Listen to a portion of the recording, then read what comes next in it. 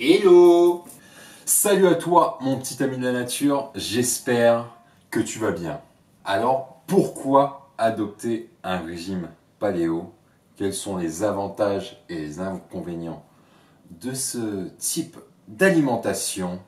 On y répond aujourd'hui. Mais avant de partir plus loin, je te rappelle que tu es libre de recevoir le e-book 6 aliments soi-disant sains qui vous font grossir et qui vous gâchent votre santé.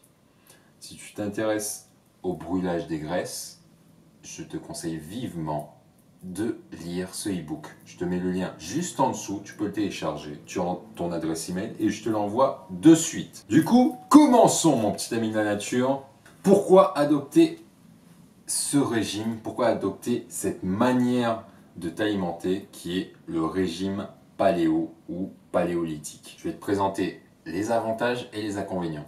Et comme j'aime bien finir sur de bonnes notes, on va commencer par les inconvénients. Alors, personnellement, moi, ça fait plusieurs années que je suis à peu près 80-90% de mon alimentation est paléo, parce que je m'autorise certains écarts. Et j'ai remarqué peut-être deux inconvénients.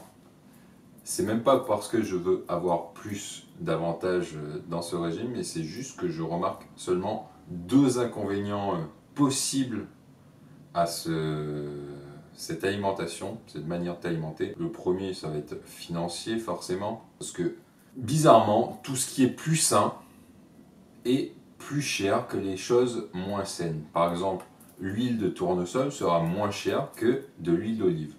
Et ça, je trouve ça assez bizarre, mais premier inconvénient, ça peut être plus cher qu'une alimentation classique, une alimentation peu saine.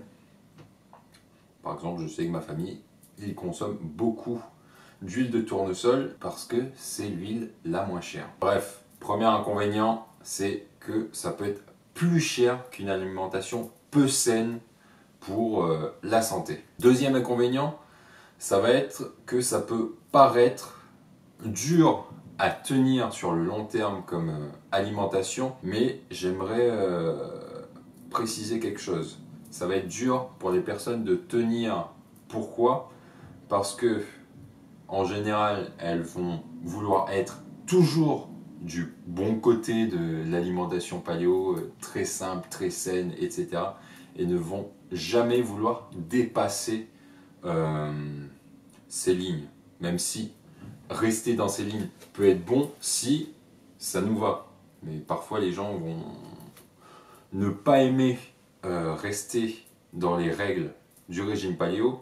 Pourquoi? Parce qu'ils vont provoquer des manques, provoquer des frustrations et ne pas se faire plaisir avec un régime paléo. Et en général, ces personnes-là, ça va être les personnes qui veulent perdre du poids rapidement, très rapidement, quitte à se priver pour perdre du poids rapidement. Donc je te donne deux conseils par rapport à ça. Autorise-toi des écarts du régime paléo. Par exemple, quand tu n'as pas le choix et que tu sors avec des amis, de la famille, etc. et que vous êtes dans un restaurant qui n'ont pas d'option paléo, autorise-toi de manger des pâtes, etc.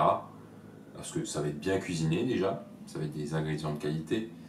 Et parce que tout simplement, fais-toi plaisir avec les personnes que tu aimes. Je pense que c'est une des règles qui vont t'aider à tenir plus longtemps dans ce régime si tu le veux. Et deuxième option, c'est fais-toi plaisir avec le régime paléo. Tu peux prendre plaisir avec un peu de chocolat et une banane bien sucrée, ça fait plaisir. Ou sinon, tu peux te faire des comfort food paléo qui sont tout simplement les alternatives paléo aux repas qui font plaisir dans les régimes classiques. Par exemple, je sais pas, je pense au cheesecake. Le cheesecake paléo, ça va être une alternative plus saine qu'un cheesecake classique.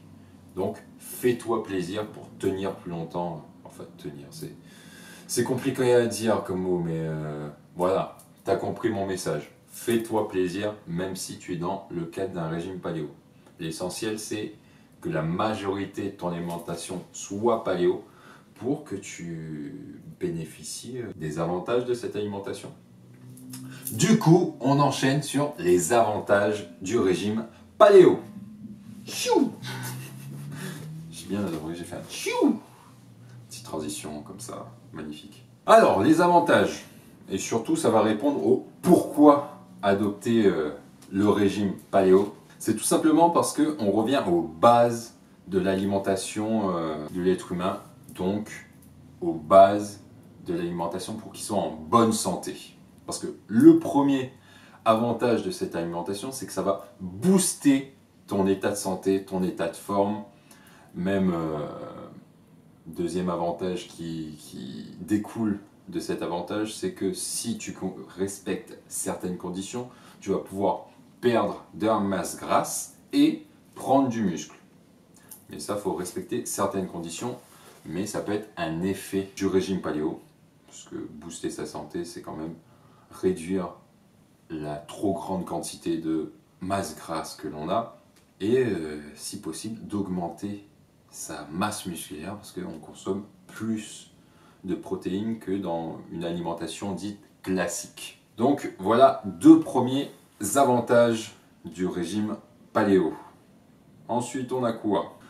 L'avantage aussi, ça va être, c'est encore un peu répétitif, mais je pense que c'est important de le dire, c'est dans cette alimentation, tu vas réduire, voire éliminer grandement ta consommation d'aliments potentiellement nocifs pour le corps humain. Par exemple, les antinutriments, notamment, qui peuvent être contenus dans les légumineuses et dans les céréales, notamment. Donc, troisième avantage, c'est t'élimines les aliments potentiellement nocifs pour ta santé et pour ton corps. Donc, à côté de ça, on va augmenter, tout simplement, on va augmenter notre consommation d'aliments bons pour la santé. Parce qu'on va apporter plein de bons nutriments dans l'alimentation paléo qui parfois peut être en carence dans une alimentation classique. Par exemple, tout ce qui va être, je sais pas, vitamines, fer, micronutriments, etc. pour être en bonne santé, tout ce qui est magnésium aussi,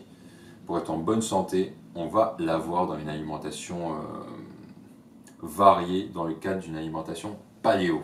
Et en plus, au niveau macronutriments, on a plus de protéines, plus de fibres, etc. Bref, tu vas augmenter ta dose d'aliments bons pour ta santé, en plus de réduire, voire éliminer les aliments potentiellement nocifs pour ta santé. Du coup, voilà les avantages et les inconvénients de cette alimentation. Donc j'ai envie de te demander, est-ce que tu vas adopter cette alimentation? Est-ce que tu vas tenir sur le long terme cette alimentation? Parce que pour moi, c'est vraiment le modèle d'alimentation santé par excellence.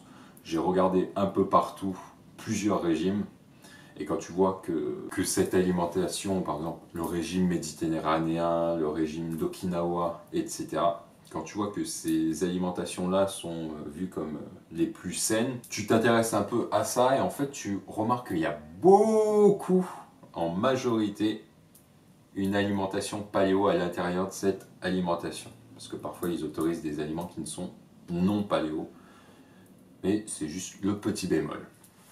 Donc voilà mon petit ami de la nature, c'est la fin de cette vidéo. Dis-moi en dessous si tu comptes tenir ou adopter un régime paléo. Je te rappelle que tu es libre de recevoir le e-book gratuit.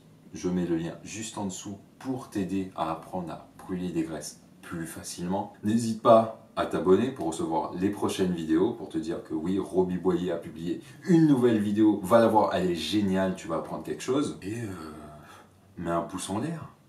Allez, à ciao mon petit ami de la nature.